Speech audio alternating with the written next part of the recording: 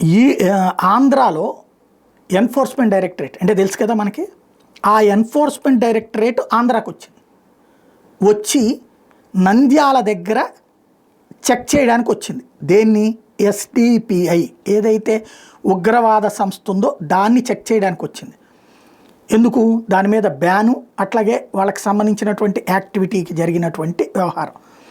అయితే అక్కడికి వచ్చినటువంటి వాళ్ళ మీద దాడులకి దిగారు.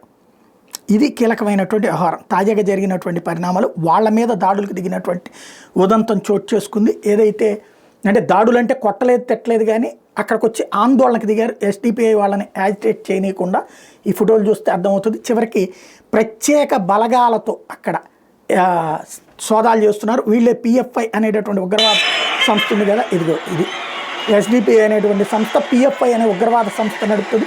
భారతదేశ వ్యాప్తంగా ముస్లిం యువతను రెచ్చగొట్టి ఆయుధాలతో శిక్షణ ఇచ్చి వాళ్ళ చేతను మొన్న మధ్యన నంద్యాలలో పోలీస్ స్టేషన్ తగల పెట్టడం దగ్గర నుంచి అనేక దాడులు, చివరికి నిన్న రాయచోటి దగ్గర జరిగినటువంటి దాడులు అట్లాంటివి కూడా వీళ్ళ వాళ్ళని చివరికి లోకల్గా ఉన్నటువంటి పోలీసులతో కాకుండా ప్రత్యేకంగా సిఆర్పిఎఫ్ బలగాలను తీసుకొచ్చి మరి సోదాలు చేస్తే ఆ కార్యాలయం దగ్గరికి ఎస్డిపిఐ కార్యకర్తలు వచ్చి పోలీసులతో వాగ్వివాదానికి దిగారు. అంటే ఓపెన్గానే ఓ పక్కన బ్యాన్ అయినటువంటి సంస్థ తరపున ఓపెన్గా తిరుగుతున్నటువంటి విషయం మరొకసారి బయటపడింది. యాక్చువల్గా అయితే అక్కడికి వచ్చి సపోర్ట్ చేసిన వాళ్ళందరినీ బొక్కలో తొయ్యాలి, అలా తొయ్యకుండా ఉండటం అన్నటువంటి పరిస్థితిని మనం ఆలోచించాల్సిన సందర్భం.